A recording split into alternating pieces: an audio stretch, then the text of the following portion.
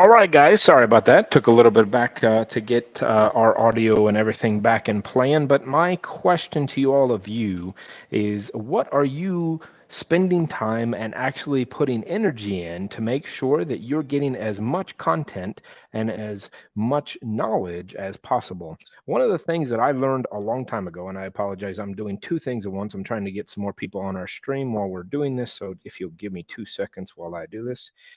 Went live a little faster than I expected because we were running about 8 minutes behind. But as I'm going through this, about 10 years ago, I met through a conference Rudy Giuliani, and he had a conversation that talked about the intake of his content. And basically, what this came down to is he said very simply, every single day he is walking around with about 4 books that he is reading. And you've heard this many a time. There's lots of ads, lots of advertisements about this, and those are things that are talking about intake of input. So in Rudy's conversation, he had a conversation that he took one book that was a self-help. He had a historical fiction. He had a something that was just broad history, and then he had something else that was just what he was into at that moment. And this is something that I've kind of stuck onto and held onto for a long time, is that trying to take that input at any one time. Now, you can digest this in a multitude of fashions, right? So you can digest it in a Audible format. You can digest it in a actual paperback format, or you can digest it in a digital format. I've elected to kind of do a hybrid of all these things. And this allows me to, one, I think keep my mind sharp, because not all the stuff that I take is purely about growth in self-help and any of those things. Sometimes it's just simply about clearing my mind and thinking about what other things might be beneficial for me. So what do I do? What do I personally do to put this into action? Give me a second. I'm going to throw another screen on here. So I use what is called a remarkable. Now, for me, this is something that I find very beneficial because this allows me to put everything that I have in one simple shot. Now, this is my dashboard for my computer, so I can read it on my computer, I can read on my phone, or I can use the actual Remarkable that I own that allows me to even go even one step further and highlight things and put notes into the actual book. I like writing on things if it's something that I want to go back to or I want to remember. So let me kind of show you, for instance, on one of these books. So in everything, connect to that, accept that. So this is a book that I have right now that I have not started. I've heard good things, and this is something that if I'm going through and I want to highlight some stuff, I can go through here and write any notes. I can take and highlight any stuff that I want to do. I can go back to these notes at any one point. It just gives me a functionality that allows me to just add extra layer of benefit whenever I'm consuming this content. Now, as you can tell by my simple token of what I have on my screen, and let me get out of here real quick. I'm going to disconnect that. So um, to that, I actually digest, and you'll notice a lot of these are tend to be library books that I actually grab. So a lot of these are maybe more of a fictional base, but I do have some other things in there that self-help. This Atomic Habits, I've read this on paperback a couple times, but it is a great book and something that I really like. As you can tell, I have a very kind of slew of things that I read, but I try to kind of open my mind to all different types of things, and that's what I'm trying to get at. Is that sometimes you just need to intake content, and it allows you to broaden your horizons pretty substantially. So this is something that I do pretty regularly. I also am going to show you, and I'm going to hope this works okay, but I use another functional method, and that is to take in as much as I can. And let's make sure that I get this on here. So I use an app that kind of gives me a precept of what I am reading. So I like it. So it's something that I'm going to read on a regular basis. And I want to make sure, and I apologize for the craziness on that for a second. Hopefully you guys can see my screen. So I use a program called Blinkist. And I find this very powerful. So, what this app does is this allows me to functionally look at information, right? So, I can, How to Enjoy Your Life and Your Job by Dale Carnegie.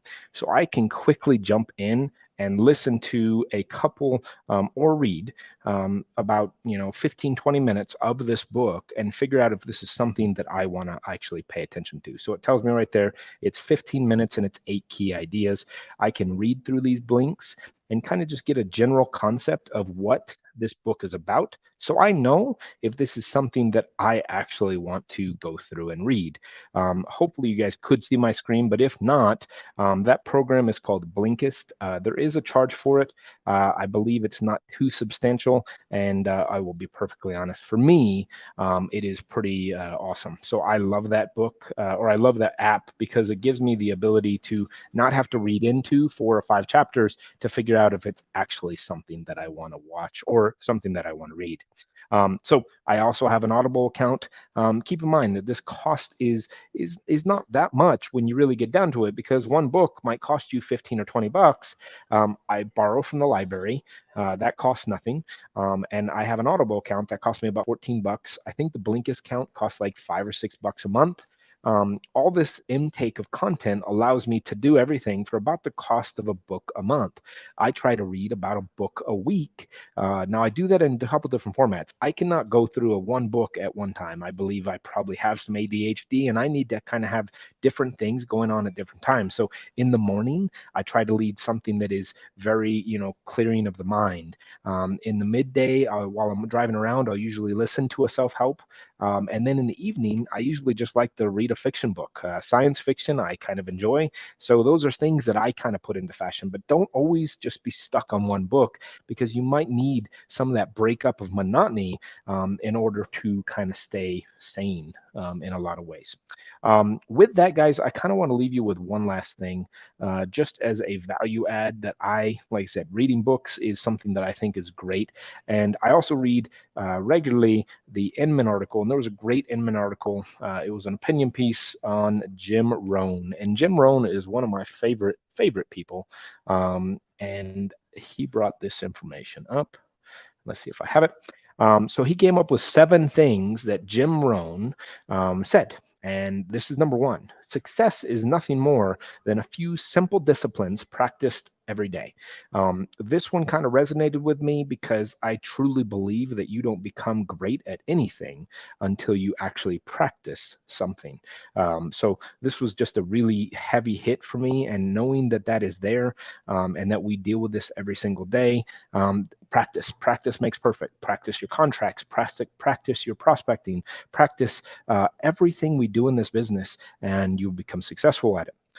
Item number 2, it is it is the set of the sails, not the direction of the wind, that determines the way we will go. So this one really kind of resonates in our market as we are today. So as the market shifts, as it goes dynamically in one direction or another, it's not the question of how the market's going, it's the way that we set our sails to that market to make it successful.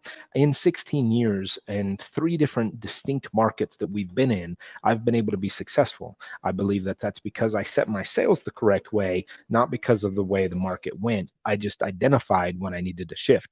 Now, if you know anything about sailing, you know that you can sail against the wind if you set your sails the right way and if you have the appropriate sails. So not only can you excel on the fact that you set your sails the right way, but having the right sails will make it even more successful. Number 3, once again, these are all by Jim Rohn. These are not mine. These are just amazing sayings and philosophies to follow life by. Formal education will make you a living. Self-education will make you a fortune. We can go to school to learn stuff. We can go to school to learn real estate. But until you actually figure out how to put those things into action, until you actually figure out how to make money on those things, you will not make that fortune. You may survive and you may make a living, but you will not be a massively successful individual without some self-education and putting some applicable principles into play. Number 4, you cannot change your destination overnight, but you can change your direction, right? You can't change your trajectory of what you're doing in life overnight, but you can start on that direction of going the right way. You can take the right fork in that road and you can be successful. Number five, you don't get paid by the hour, you get paid by the value you bring to that hour. This one kind of resonates all the way back to college and figuring out that the time value of money is the distinct difference that a lot of people don't understand. Understand that everybody is paid by the hour. It's just a question of how much per hour you're going to make. I make more per hour than a lot of people, but that's because I've put my value into that per hour value. Number six, whoever renders service to many puts himself in line for greatness. Guys, we have to share. This is the benefit of life. I just was speaking to somebody, and please understand, a lot of my friends do coaching, but sometimes the service that you provide to many may be bigger than anything that you may retain from just coaching. So be cautious about sharing information that may be general knowledge, and share it in a way that gets as many people involved as possible. I love to help people through their transactional base. So if you ever have any questions, ask questions. That's the one key. Don't learn the mistakes I did. Let me teach you not to make those mistakes in the future. Number seven, things that I felt absolutely sure about a few years ago, I do not believe now. This is one that, guys, listen, this digital format that we're operating in, I am using four programs that I would have never even touched had I not seen a difference in the way markets happened.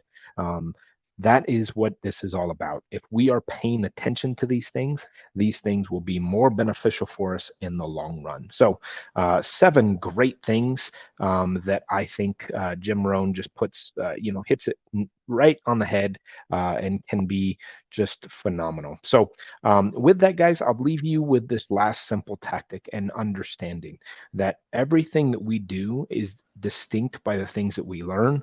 And the only way we learn things is by taking that time to put knowledge in our back pocket. So, the rule of thumb, the mystery out there, the conversations that a lot of people hear is that the massive CEOs, successful CEOs in the country, read one book a week. I try to beat that, and to be honest with you, it is probably my biggest meditation. It is probably my biggest value add, and it is probably my biggest thing that I enjoy is taking time to read and learn new things. So for this moment, everybody always talks about how I love technology, and I apologize. Somebody's calling me at the same time. Everybody always loves the fact that they want to pick on me about technology, but what this comes down to is most of my knowledge comes from the books that I read, not the technology that I use. So, guys, thank you for your time. I hope that this was just a little bit valuable to you, and I hope that you have a fantastic rest of the week. Remember, we have a couple other series going on. We have Tea with Andrew on Wednesdays, where our broker Galore goes through and talks about things that are going on in the States. Last week, he had a great class that talked about the addition of marijuana into the state of New Mexico and what that means and what real estate agents should pay attention to in that circumstance, both in New Mexico and Texas. And then we also have our fundamentals class, which just talks about how to grow a business organically from step one through step 26, and what that means overall. And that is with Kent and Andrew. Mix that in with the fact that Nick and I usually hijack a couple of those over the week, and then we have an agent attraction on Friday. If you have any questions, put a comment below. We'll get back to it ASAP. Guys, thank you for your time. Hopefully this was beneficial. And remember, if you can put some knowledge in, you'll be amazed at what comes out. Thank you, guys. Have a great day.